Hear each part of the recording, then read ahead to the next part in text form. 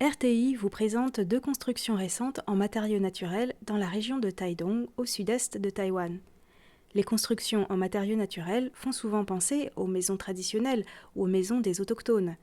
Toutefois, ces matériaux, tels que la terre et le bambou, sont aussi utilisés dans certaines constructions contemporaines.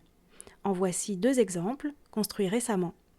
Le premier est un pavillon en forme de baleine qui se trouve au Centre pour l'éducation à l'environnement de Taidong.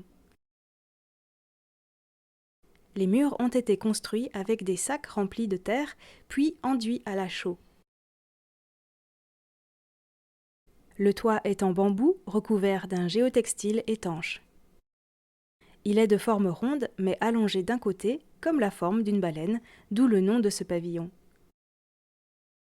Des centaines de bénévoles ont participé à ce chantier sous la supervision d'Iris et Ayao. Ce couple d'ingénieurs a construit leur propre maison il y a quelques années dans les montagnes près de Taidong en utilisant principalement des matériaux naturels. Ce sont des passionnés d'éco-construction et ils participent à de nombreux chantiers.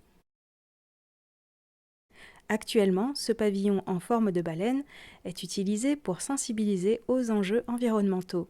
En plus, il se trouve juste en face d'un incinérateur, le contraste est vraiment saisissant et cela permet notamment d'aborder les sujets environnementaux liés aux déchets.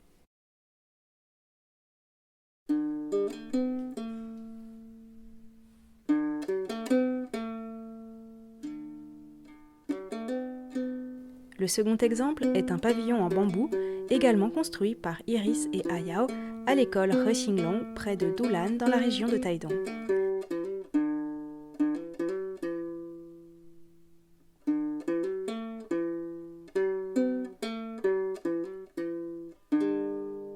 Les enfants de l'école peuvent jouer sous ce pavillon et comme il se trouve juste à l'entrée de l'école, les passants curieux y ont accès. Ils peuvent donc admirer cette belle architecture et se reposer sous ce pavillon. Pour en savoir plus, Sasa, l'animatrice de l'émission Les Joies de l'éco-construction, a interviewé Chen Yunfang du Centre pour l'éducation à l'environnement, ainsi que Iris et Ayao qui ont supervisé ces deux chantiers. Sasa vous donne donc rendez-vous dans son émission Les Joies de l'éco-construction, le mardi sur les ondes de Radio Taïwan International et à tout moment sur le site internet de la radio.